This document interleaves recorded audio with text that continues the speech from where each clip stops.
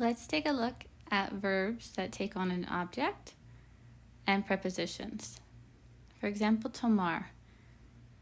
If you're going to use tomar to take or to drink, you want to put something after it.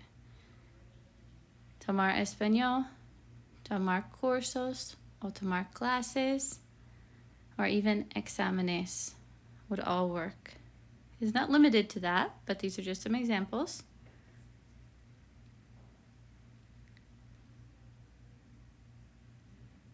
The same is going to go for estudiar and enseñar.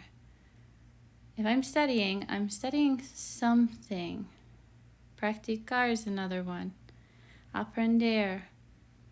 They're all likely going to have something after it because otherwise it's not very specific. Everyone studies, everybody learns, everybody practices, everyone teaches at some point. But this letter is going to ask you to talk about specific things that you have to do. Investigar or presentar.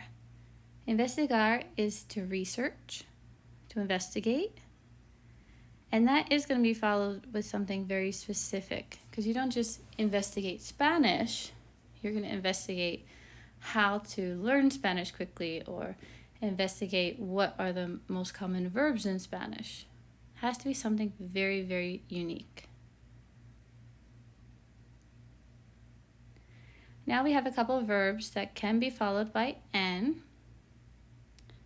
You participar en something. Participar en el proyecto, for example.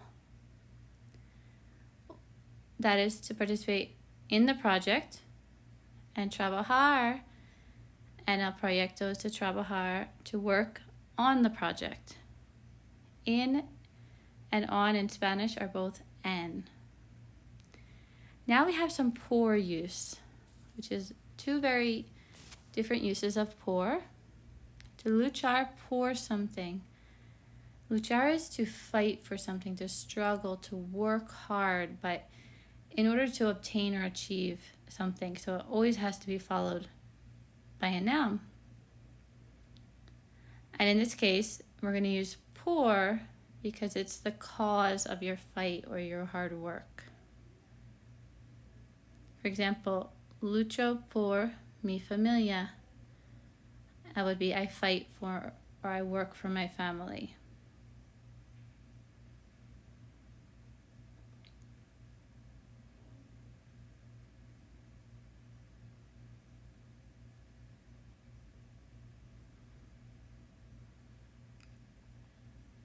That's one really popular, really common cause for por.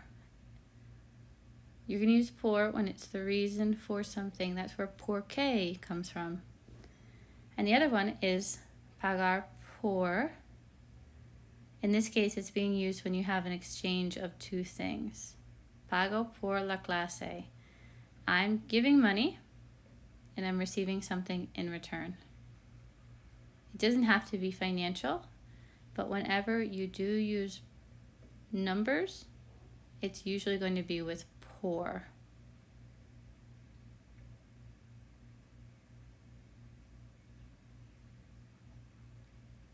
Another example is if you're going to say how much something costs or how long.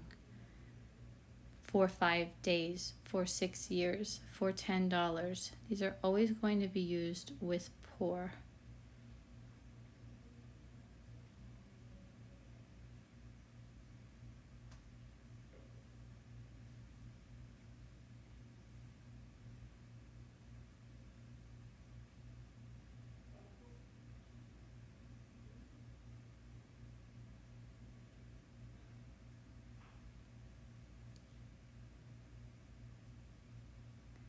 Now we have a couple of verbs that are followed by a or de.